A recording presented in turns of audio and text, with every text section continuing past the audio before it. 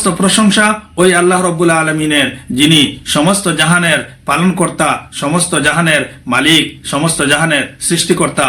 এবং সর্বপ্রকার প্রশংসা ওই আল্লাহ রব্বুল আলমিনের, যিনি আমাদেরকে সর্বশ্রেষ্ঠ নবী, আখেরি নবী হযরত মুহাম্মদ মুস্তাফা সাল্লাল্লাহু আলাইহি ওয়াসাল্লামের উম্মত বানিয়েছেন। আলহামদুলিল্লাহ হামদান কাসীরা তয়্যিবান মুবারাকান ফি।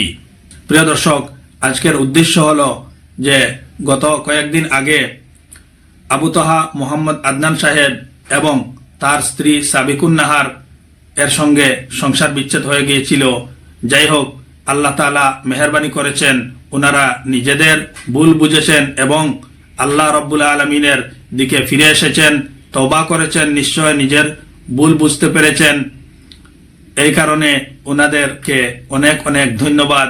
মানুষ এবং শয়তানের মধ্যে পার্থক্য হলো, শয়তান নিজের অহংকারের কারণে ভুল করে তওবা করে ফিরে আসতে পারে নাই, কিন্তু মানুষের মধ্যে মহৎ গুণ হলো, মানুষ যদি মুমিন হয় তাহলে ভুল করার পরেও সে তওবা করে নিজের রবের দিকে ফিরে আসে, আর শয়তান ফিরে আসতে পারে নাই। এই হলো মানুষ এবং শয়তানের মধ্যে পার্থক্য। ভুল তো মানুষ থেকেও হতে পারে, ভুল তো শয়তান থেকেও হতে পারে। আল্লাহ রাসূল সাল্লাল্লাহু আলাইহি ওয়াসাল্লাম বলেছেন, যে মুমিন বান্দা আল্লাহ তাআলার কাছে তওবা করে সে আল্লাহ তাআলার অনেক প্রিয় হয়ে যায়। আল্লাহ তাআলা তওবাকারী বান্দাকে অনেক ভালোবাসেন এবং তওবা করার ফলে সে এমন হয়ে যায় যেমন সে গুনাহই করে নাই। যাই হোক, ওনাদের সংসারটা নতুন করে গড়ে ওঠার কারণে অনেক আনন্দিত।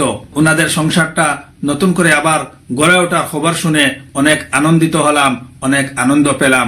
মহান আল্লাহ রব্বুল আলমিনের কাছে দোয়া করি যেন আল্লাহ তাআলা ওনাদের সংসারকে ভবিষ্যতে সুদৃঢ় করে রাখেন এবং ওনাদের সংসারের মধ্যে অসংখ্য অসংখ্য বরকত দান করেন।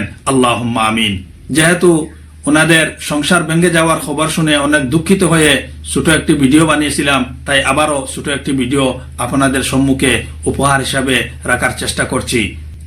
কারণ নিশ্চয় আপনারা অবগত আছেন, ওনাদের উভয়ের সংসার ভেঙে গিয়েছিল। যাই হোক, আল্লাহ রব্বুল আলমিনের মেহেরবানিতে আবারও নতুন করে দুইটি শিশু সন্তান নিয়ে সংসারটা গড়ে নেওয়ার জন্য ওনাদের উভয়কে অন্তরের অন্তঃস্থল থেকে অসংখ্য ধন্যবাদ, অসংখ্য ধন্যবাদ।